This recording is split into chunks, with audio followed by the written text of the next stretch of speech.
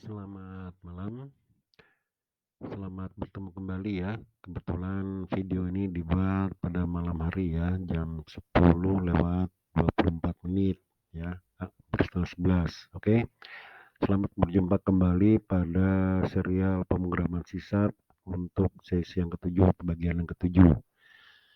Pada bagian ketujuh ini kalian juga udah lihat secara jelas ya, di sini judulnya adalah operator. Oke ya.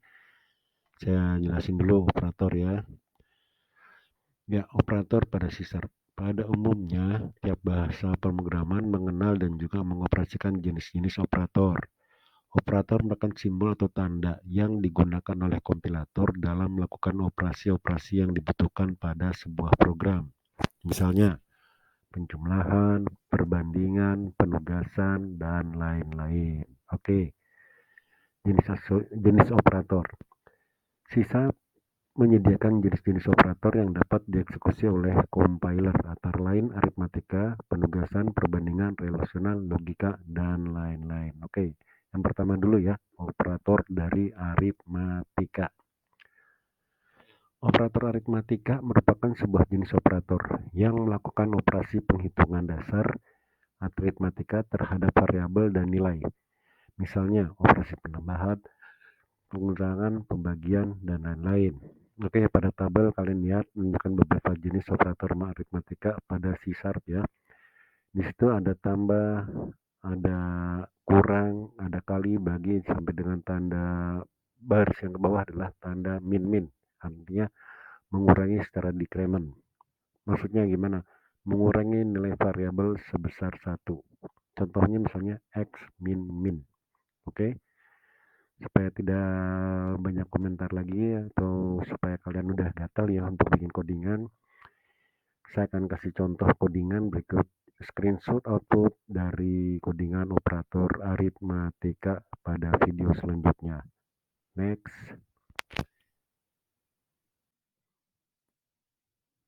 Ya, di video di hadapan kalian ini adalah contoh codingan dari operator aritmatika ya. Plus, minus, tambah, kurang, bagi, kali, dan modulus itu hasil bagi ya. Oke, kalian lihat seperti biasa, codingannya dari sebelah kiri dan sebelah kanan adalah screenshot dari output dari codingan yang setelah dirunning ya, dari sebelah kiri itu. Oke, kita lihat ya codingannya. Di situ ada suatu tipe data dan variabel, saya sebutkan di sini ya. int x, integer x sama dengan 97, integer y sama dengan 23, lalu integer z. Z masih kosong ya. Oke. Lalu di situ ada banyak ekspresi ya. Yang pertama, z sama dengan x plus y, z sama dengan x min y, z sama dengan x kali y, z sampai dengan z x modulus b, mod b. Mod b itu sisa hasil bagi. X sisa hasil bagi y ya. Oke, sekarang tampilan outputnya adalah kalian lihat di situ z sama dengan yang terakhir ya, z sama dengan 97 mod 23 sama dengan plus z. Itu maksudnya adalah 97 kali 23 adalah, maaf, 97 mod 23 modulus 23 sama dengan masukkan ke dalam z. Lalu increment z adalah plus sx sama dengan plus z. Lalu min z adalah lagi-lagi plus z, maksudnya hasilnya disimpan di dalam variabel z. Oke, sekarang kita lihat screenshot dari output sebelah kanan. Ya, diketahui variabel integer x, 97, y, 23, dan integer z. Lalu z sama dengan 97 plus 23 sama dengan 120 outputnya ya. Itu tampil karena ada tulisan yang itu ya, yang pertama itu. Console write line z sama dengan 97 plus 23 tanda petik 2 plus z. Artinya di sini adalah z sama dengan x plus y di baris sebelumnya. Ya. Ngerti ya? Itu hasil z berarti tambah. Yaitu 97 tambah 23 adalah 120. Sampai dengan yang terakhir 97 modulus 23 sama dengan 5. Ya, sisa hasil baginya. Kalian kalau nggak percaya silahkan hitung sendiri ininya dengan ditulis dengan pakai pulpen ya. 97 sisa hasil bagi 23 adalah berapa ya? Itu 5. Nah, sekarang permasalahannya, Increment Z sama dengan plus XX sama dengan 5. Kenapa? Karena di situ di codingannya ditulis increment Z ya, kalian lihat ya. Increment Z sama dengan plus XX sama dengan tanda petik lalu plus Z. Berarti ini adalah angka variabel Z. Nah, kita lihat variabel Z yang terakhir di outputnya adalah 5. Jadi otomatis dia adalah 5 ya. Bukan 120, 71, 22, 31 atau 4 bukan, tapi angka Z yang terakhir. Jelas ya?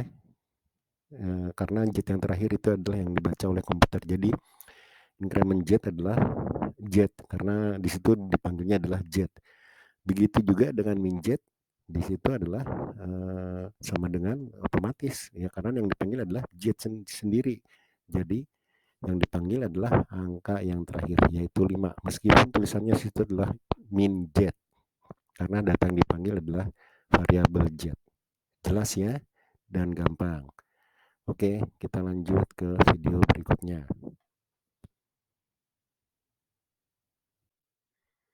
Jenis operator kedua yang terdapat di video ketiga ini adalah yang disebut dengan jenis operator relasional. Oke, saya bacakan dulu ya. Operator relasional merupakan suatu jenis operator pada C# ya, yang digunakan untuk memanipulasi perbandingan antara dua buah nilai yang ada atau yang terdapat pada variabel, yang nanti outputnya atau hasilnya akan menghasilkan sebuah nilai boolean yaitu true atau false. Nah, kalian lihat sekarang ada tabel di situ ya, jenis-jenis dari operator relasional. Yang pertama misalnya operatornya lebih besar ya, lalu contohnya A besar B, lalu lebih kecil ya, A kecil B contohnya ya, lalu yang paling terakhir adalah tanda seru sama dengan, itu adalah operator tidak sama dengan. Misalnya contohnya adalah A tidak sama dengan B.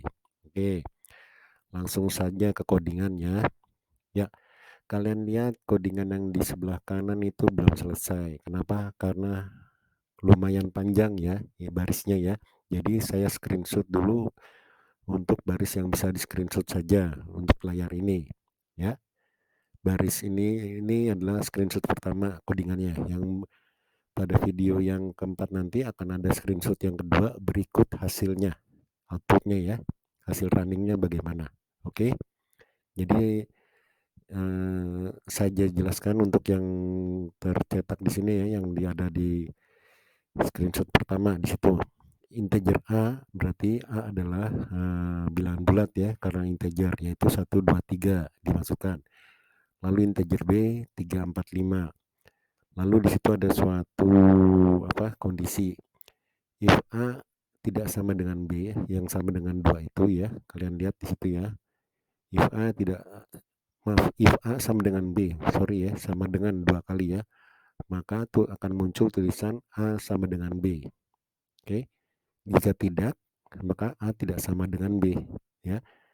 Kalau dilihat dari logikanya, A sama dengan 1, 2, 3, B 3, 4, 5, maka tampilan outputnya kalian udah bisa ya, udah bisa memprediksi tampilannya apa ya, A sama dengan B atau A tidak sama dengan B. Oke deh, kita lanjut ke layar berikutnya untuk codingan yang baris berikutnya beserta outputnya. Oke, next.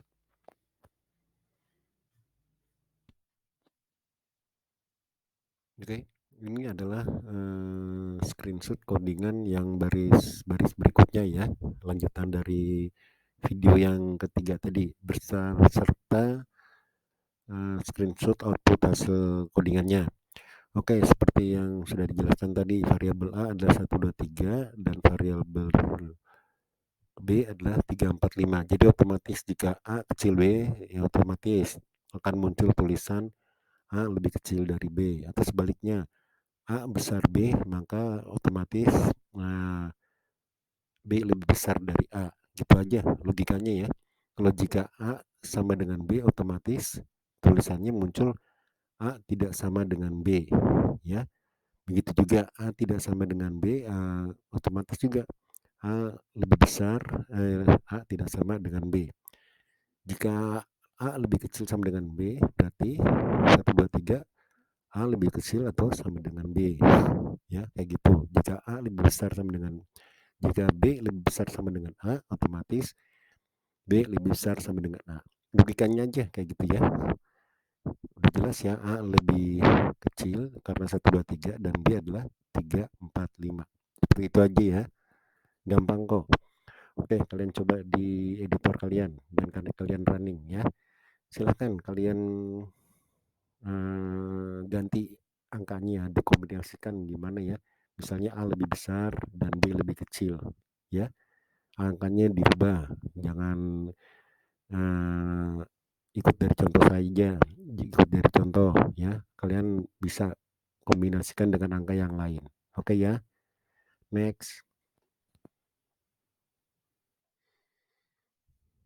Baik, operator selanjutnya yang dapat dioperasikan pada bahasa pemrograman C# adalah yang disebut dengan operator logika. Oke, saya jelaskan dulu sedikit ya. Operator logika sering juga disebut dengan operator kondisional.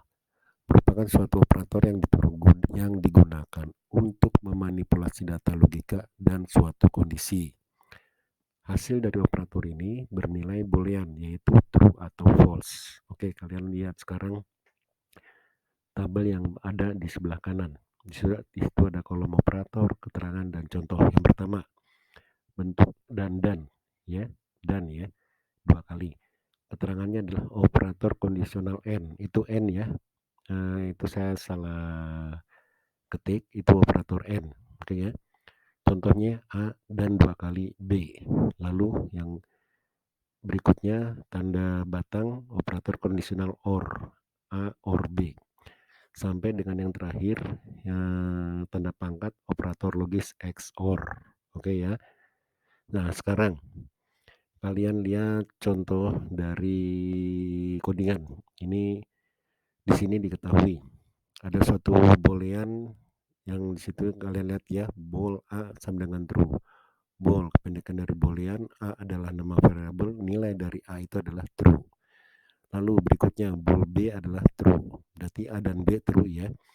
Nah, sekarang ada suatu kondisi, if A dan 2 kali B, maka ada suatu tampilan hasil sama dengan true, atau jika tidak, else hasil sama dengan false.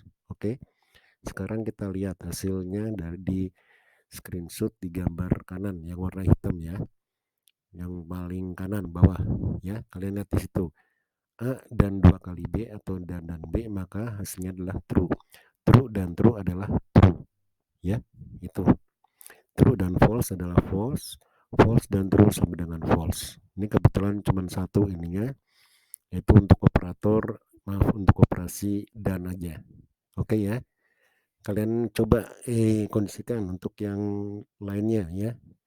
Misalnya A not B, A apa B, dan seterusnya dan seterusnya. Oke, kita lanjut ke video yang berikutnya. Operator keempat yang dapat dioperasikan pada bahasa pemrograman C# adalah operator penugasan. Ya, operator penugasan ini bukan hanya ada pada C# aja ya, tapi banyak juga pada bahasa pemrograman lainnya. Oke, saya jelaskan dulu ya operator C# teorinya. Operator penugasan. Operator penugasan sering juga disebut dengan operator assignment ya, atau bahasa Inggrisnya assignment operator. Merupakan sebuah operator untuk memberikan tugas untuk memasukkan atau mengisi nilai pada variabel ya. Variabel harus memiliki nilai sebelum dapat membaca nilai yang dimiliki, tetapi tidak mengharuskan variabel diinisialisasi saat deklarasi. Oke, sekarang kalian lihat tabel yang ada di sebelah kanan itu ya, jenis-jenis dari operator penugasan. Saya baca singkat aja ya. Operator sama dengan adalah mengisi nilai, C sama dengan AB. Plus sama dengan adalah mengisi dan menambah, yaitu misalnya contohnya C plus sama dengan A, yang berarti C sama dengan C plus A. Sampai baris terakhir pangkat sama dengan, itu artinya mengisi dari bitwise sama dengan OR. Bitwise berarti di sini adalah yang ininya berbasis 2 ya, angka biner ya di sini ya. Contohnya pangkat sama dengan 2 berarti C sama dengan C pangkat 2. Oke ya, sekarang langsung ke contoh codingan. Kalian lihat di situ ya. Di situ diketahui ada suatu variabel integer A 97, lalu integer C, dan C dimasukkan C sama dengan A, otomatis C sama dengan 97 ya. Oke, kalian lihat sekarang hasilnya C sama dengan A, yang bawahnya ya, baris bawahnya, hasilnya adalah sama dengan plus C. Ini yang maksudnya adalah hasil ini akan disimpan dalam variabel C. Kita udah tahu di sini C sama dengan A pada baris sebelumnya, berarti otomatis C ini adalah 97 ya. Oke, kalau nggak percaya kalian lihat di sebelah kanan ya, tampilan output yang berwarna hitam itu ya. Itu adalah tampilan outputnya. Kalian lihat di situ ya. Betul kan? C sama dengan A adalah hasilnya adalah 97 karena udah dimasukkan bahwa C itu sama dengan 97 ya. Lalu C plus sama dengan A 194 itu perkalian ya. 97 dikali 2 itu maksudnya, atau 97 tambah 97 gitulah lebih tepatnya. Lalu C minus sama dengan A hasilnya adalah 97, masih sama ya karena di codingannya memanggil atau menyimpan variabel itu dalam C. Lalu C kali sama dengan A, hasilnya 9409. Ini dari mana? Itu adalah 97 kali 97. Oke ya. Lalu C bagi per sama dengan A, hasilnya tetap karena yang dipanggil adalah C. Oke. Yang output barisan bawahnya variabel C sama dengan 22, variabel C sama dengan ini kalian lihat dari bentuk tabelnya. Kenapa berbentuk seperti itu? Oke ya. Kenapa hasilnya seperti itu? Biar kalian lebih mengerti. Kalau semua dijelasin, kapan kalian ngertinya dong? Oke ya. Hehehe. Biar kalian makin pintar. Kalau nggak gitu nggak ngerti-ngerti ntar dong. Oke ya. Gampang ya. Kalian coba di editor kalian masing-masing. Oke. Next. Oke. Untuk operator yang terakhir, dan ini juga video terakhir untuk pembahasan tentang operator ya. Operator yang terakhir adalah operator bitwise. Oke, saya jelaskan dulu. Operator bitwise merupakan operator yang digunakan untuk operasi bit berdasarkan biner, berarti angka 0 dan 1 ya. Lalu pada tabel adalah jenis-jenis dari operator bitwise pada C#. Oke, untuk contoh yang di tabel ini saya masukkan nilainya. A adalah 60 ya, nilai A 60, dan B adalah 13 ya. Jadi kalian lihat di situ misalnya operator dan. Operator dan keterangannya N, A dan B sama dengan 12 ya. Maka untuk angka 12 itu di situ ditulis 0000 1100. Oke ya. Jelas ya. Begitu juga dengan OR, A OR B adalah 61, hasilnya adalah 0011 1101 dan seterusnya sampai dengan right shift yang barisan paling bawah. Oke, supaya nggak membosankan saya ngoceh terus, kita lihat codingannya ya. Di situ ada suatu variabel integer A 60, B sama dengan 13, integer C sama dengan 0. Lalu C sama dengan A dan B. Itu ininya seperti apa? A dan B berarti 60 dan 15. Lalu yang berikutnya C sama dengan A OR B. Dan seterusnya sampai dengan yang terakhir C sama dengan A besar 2 kali. Yang kalian lihat itu right shift ya. A right shift 2. Hasilnya kalian lihat di sebelah kanan. Ya. Hasil dari C sama dengan A sama dengan dan B adalah 12, A OR B sama dengan 61 sampai dengan yang terakhir adalah 15. Oke. Ingat ya, ini yang mengerjakan ini adalah compiler ya, compiler dari C#. Jadi jangan bingung misalnya, kenapa ya 60 dan 13 kok hasilnya 12. Itu hasil dari compiler untuk yang bitwise ya, karena angka 0 dan 1 ya. Kalau ini programmer hanya menginstruksikan komputer untuk bekerja aja. Oke ya, ini hasil dari compiler C#. Oke, makin menarik kan tutorial saya, makanya jangan lupa subscribe, like, share dan komen. Kalau bisa beli bukunya, murah kok. Cocok untuk kalian tuh semua, ya. Biar codingan kita makin mantap terus. Oke, see you guys. Sampai ketemu di pertemuan berikutnya yang dengan materi percabangan. Sukses terus ya.